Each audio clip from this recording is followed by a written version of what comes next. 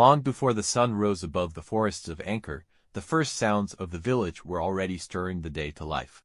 Roosters called from beneath raised wooden homes, cooking fires crackled, and the scent of steaming rice drifted through the cool morning air. Built on sturdy stilts, Khmer houses stood above damp ground, allowing fresh breezes to pass beneath their bamboo floors while providing space to store tools, baskets, and livestock.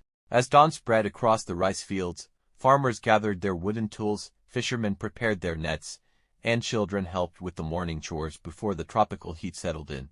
Every sunrise followed a familiar rhythm, shaped by the seasons, the climate, and generations of knowledge passed from one family to the next.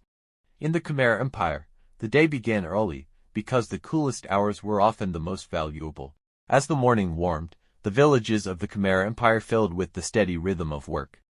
Rice fields became the center of daily life, where families planted, tended, and harvested the grain that fed the empire.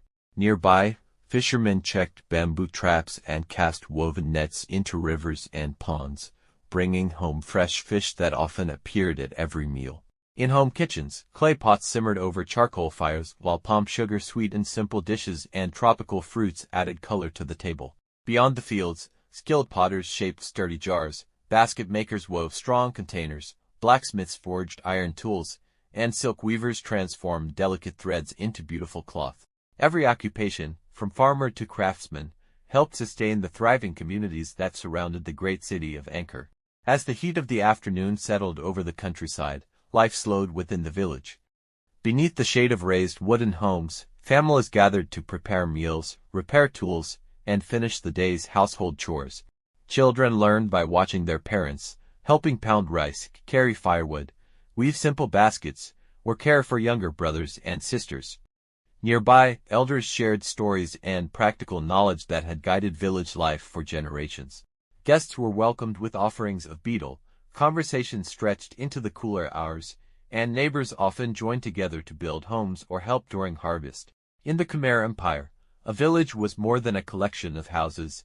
It was a close community where cooperation, hospitality, and family shaped everyday life from one generation to the next. As the sun slipped behind the forests surrounding Angkor, the pace of village life gently slowed once more. Families lit small oil lamps inside their wooden homes while the sounds of birds gave way to frogs, crickets, and the chorus of the tropical night.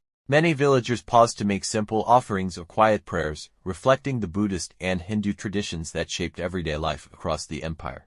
On special occasions, temple courtyards filled with music, graceful dancers, ceremonies, and shared celebrations that brought entire communities together.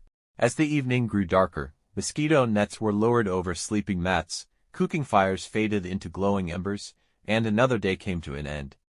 Before long, the first light of dawn would return, and the familiar rhythm of Khmer life would begin once again.